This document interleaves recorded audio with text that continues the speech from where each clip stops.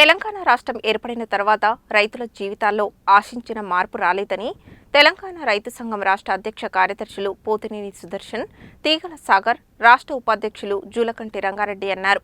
భారతదేశంలో వ్యవసాయ రంగం ఎదుర్కొంటున్న సంక్షోభంపై సమరశీల రైతాంగ ఉద్యమాలు చేయాలని పిలుపునిచ్చారు.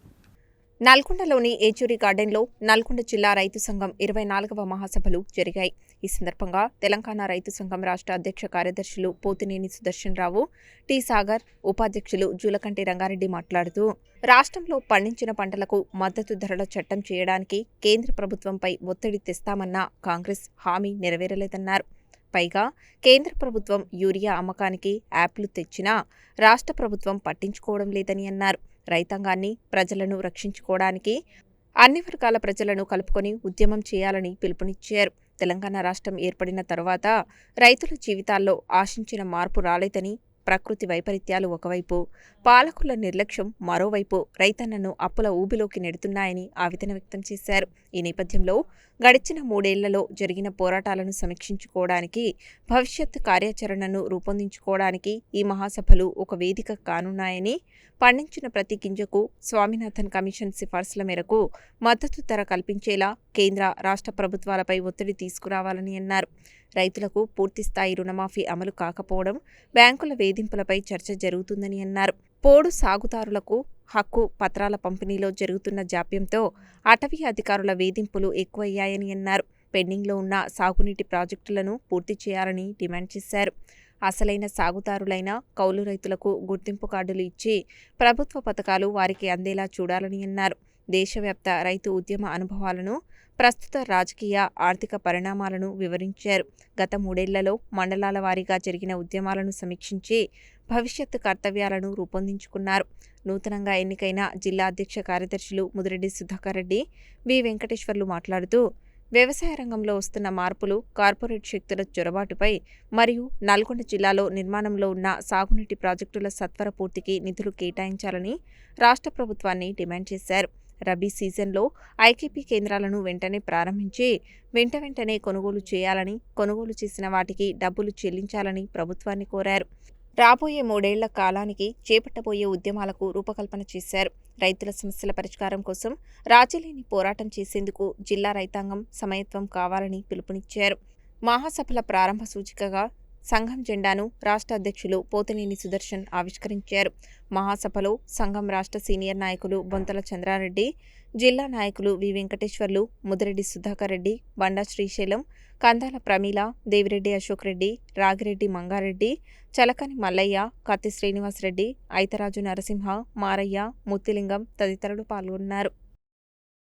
ఇచ్చిన రైతు, ఎక్కడో ఉన్న రైతు పంట అమ్ముకునేటప్పుడు ఎలా వస్తాడు? ఇది పంట పండించిన రైతుని ఇబ్బంది పెట్టేటటువంటి చర్య తప్ప మరొక చర్య కాదు. అందుకే ఇవాళ రైతు సంఘం రాష్ట్ర వ్యాప్తంగా ఇట్లాంటి సమస్యలన్నింటినీ కూడా చర్చిస్తూ ఉంది.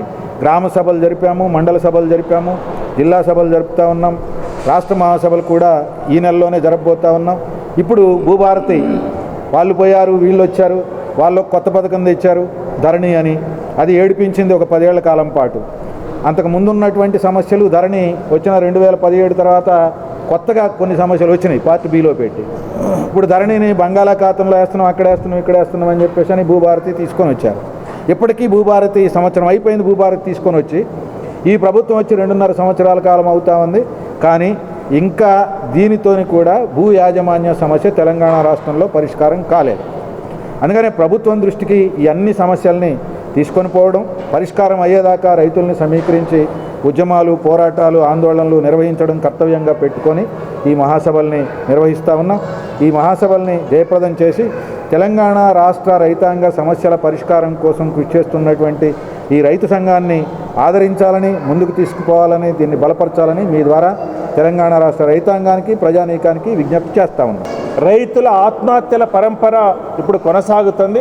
ఈ విధానాల్ని కనుక అమలు చేస్తే రైతుల ఆత్మహత్యలు మరింత పెరిగేటువంటి అవకాశం ఉంది. అందుకని ఈ విధానాలకు వ్యతిరేకంగా పోరాటాన్ని మరింత ఉధృతం చేయాలని, అదే రకంగా రైతాంగానికి రాతపూర్వకంగా కేంద్ర ప్రభుత్వం హామీ ఇచ్చింది. రైతుల రుణమాఫీ గురించి కానీ, కనీస మద్దతు ధరల చట్టం గురించి కానీ, పంటల బీమా ఉంది. పంటల బీమా ప్రధానమంత్రి ఫసల్ బీమా కంపెనీలకు ఉపయోగపడుతుంది. మనలాంటి తెలంగాణ లాంటి రాష్ట్రంలో ఇప్పుడు ఆ బీమా కూడా లేకుండా పోయినటువంటి పరిస్థితి ఉంది. ఇప్పుడు కరువులు వస్తున్నాయి, అకాల వర్షాలు వస్తున్నాయి, చీడపీడలు వస్తున్నాయి. ఇట్లాంటి సందర్భంలో పంట నష్టపోతే రైతుల్ని ఆదుకునేటువంటి కనీస బీమా సౌకర్యం మన తెలంగాణ రాష్ట్రంలో లేదు. దీని మీద కూడా రేపు రాబోయేటువంటి కాలంలో ఆందోళన పోరాటాలు నిర్వహించే దానికోసం తెలంగాణ రైతు సంఘం సన్నద్ధమవుతుంది. ఈ పోరాటంలో రైతుల పట్ల, రైతు సంఘాల పట్ల అభిమానంతో ఉండేటువంటి విద్యావంతులు, మేధావులందరూ కూడా ఈ పోరాటానికి సహకరించాలని చెప్పి విజ్ఞప్తి చేస్తాం. ఇల్లు లేక బాధపడే వాళ్ళు, ఆకలితో బాధపడే వాళ్ళు, చివరికి ఏంటంటే జాతీయ ఉపాధి హామీ పథకాన్ని కూడా నిర్వీర్యం చేసి మహాత్మా గాంధీ జాతీయ ఉపాధి హామీ పథకం ఆ చట్టాన్ని కూడా రద్దు చేసి ఇవాళ నిధులు కోతబెట్టి రోజులు తగ్గించేసి ఆ రకంగా ఏంటంటే ఆ పేదలకు కూడా అన్యాయం చేయటం అనేది జరుగుతూ ఉంది. కాబట్టి ఇటువంటి పరిస్థితుల్లో ప్రజా ఉద్యమాల పరిష్కారం ఇప్పటికే హిందీ రాష్ట్రాల్లో వేల సంఖ్యలో మరి వాళ్ళు కదిలేందనంటే పాదయాత్రలు చేస్తూ ఉన్నారు, పోరాటాలు నడిపిస్తూ ఉన్నారు. మాకు తిండి కావాలి, ఉపాధి కావాలి, ఇల్లు కావాలి, భూమి కావాలి, గిట్టుబాటు ధరలు కావాలని చెప్పేసి వేల సంఖ్యలో వాళ్ళు రోడ్ల మీదకి వచ్చి పోరాటాలు నడిపించే పరిస్థితి. ఇవాళ రైతు సంఘం, తెలంగాణ రైతు సంఘం యొక్క లక్ష్యం కూడా అదే. గ్రామాన, మండల స్థాయిలో, జిల్లా స్థాయిలో, రాష్ట్ర స్థాయిలో పెద్ద ఎత్తున ఉద్యమాలు నడపాలని చెప్పేసి ఈ మహాసభలు నిర్వహించడం అనేది జరుగుతుంది. ఈ మహాసభల్లో కూడా బలమైనటువంటి చర్చ అదే. రైతాంగం ఎదుర్కొంటున్నటువంటి సమస్యలపైన తీర్మానాలు పెట్టి వాటిపైన చర్చించి ప్రభుత్వాల మీద ఒక ఒత్తిడి తీసుకురావడం కొరకు ఈ మహాసభ జరుపుకోవడం జరుగుతుంది. ఇవాళ రాష్ట్ర మహాసభ ఈ నెల 23 నుంచి 25 వరకు మరి కొత్తగూడెంలో జరుగుతూ ఉంది. అఖిల భారత మహాసభ నవంబర్లో హైదరాబాద్లో జరుగుతూ ఉన్నది. రైతాంగ పోరాటాలు, కార్మిక పోరాటాలే ఈ పాలకులకు మరి బుద్ధి చెప్పడం అనేది జరుగుతుంది. ఆ పోరాటాల ద్వారానే వాళ్ళ దోపిడీని, వాళ్ళ యొక్క దాడిని వెనక్కి కొట్టగలుగుతాం తప్ప ఇంకోటి కాదు. ఇవాళ రైతాంగం, కార్మికులంతా ఏకమై కార్మిక, కర్షక పోరాటాలు వర్ధిల్లాలని ఇవాళ ముందుకు పోవాలని చెప్పేసి విజ్ఞప్తి చేస్తాం.